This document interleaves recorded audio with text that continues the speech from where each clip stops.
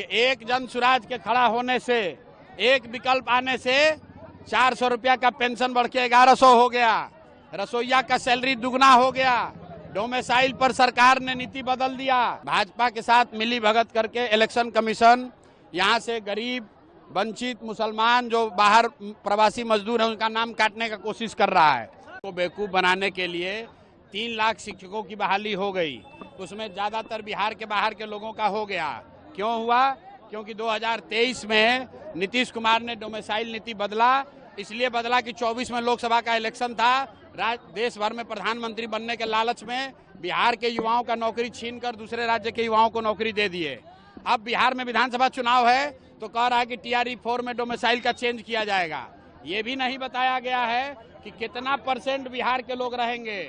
अगर TRE 4 में domicile लागू हो रहा है तो 100% सिर्फ और सिर्फ बिहार के लड़कों को ही नौकरी मिलना चाहिए। और हम लोग ये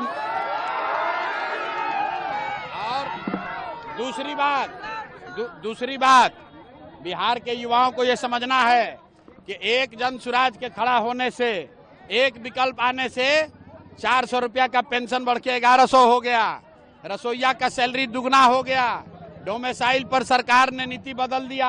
आप अंदाजा लगाइए जिस दिन जन सुराज का सरकार बनेगा उस दिन बिहार के युवाओं का भविष्य कितना बेहतर होगा।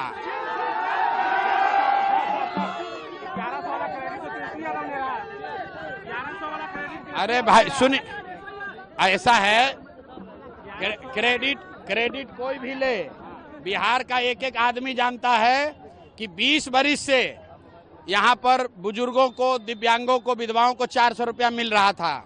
उस 20 साल में 3 बरस तेजस्वी यादव भी सरकार में थे, 1 रुपया नहीं बढ़ाया।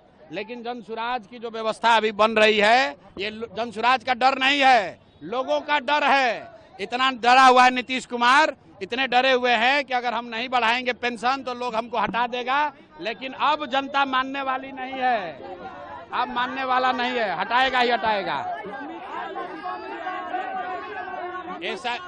सुनिए, SIR के लिए सुनिए, SIR में भाजपा के कहने पर भाजपा के साथ मिली भगत करके इलेक्शन कमीशन यहाँ से गरीब, वंचित, मुसलमान जो बाहर प्रवासी मजदूर हैं उनका नाम काटने का कोशिश कर रहा है।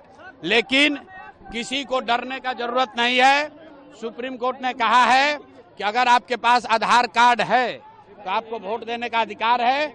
इलेक्शन कमीशन, किसी का नागरिकता तय करने का अधिकार इलेक्शन कमीशन के पास नहीं है, ये सुप्रीम कोर्ट का रूलिंग है।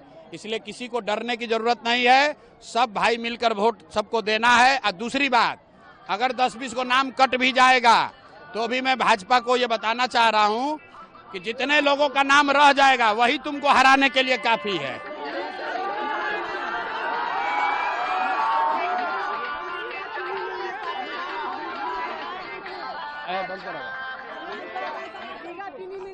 सुनिए, अच्छा रुकिए,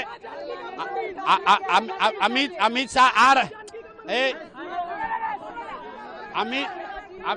अमित शाह, रुको यार, अमित शाह आ रहे हैं तो अरे सुनो, अमित शाह, मोदी और राहुल गांधी, आप सबको ये पूछना है कि चुनाव के अलावा अगर अमित शाह, राहुल गांधी और मोदी एक रात भी बिहार में बिताए हों चुनाव के बाहर तो हमको बता दीजिए। ये लोग दिल्ली में बैठकर बिहारियों को गाली देते हैं।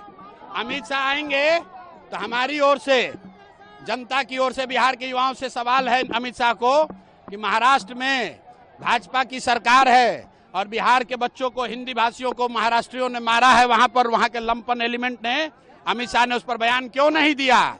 और अगर बिहार के बच्चे महाराष्ट्र में मारे गए उस समय आप मुंह नहीं खोल रहे थे और यहाँ वोट लेने के लिए आकर सीतामढ़ी में भाषण दीजिएगा तो कोई मानने वाला नहीं है।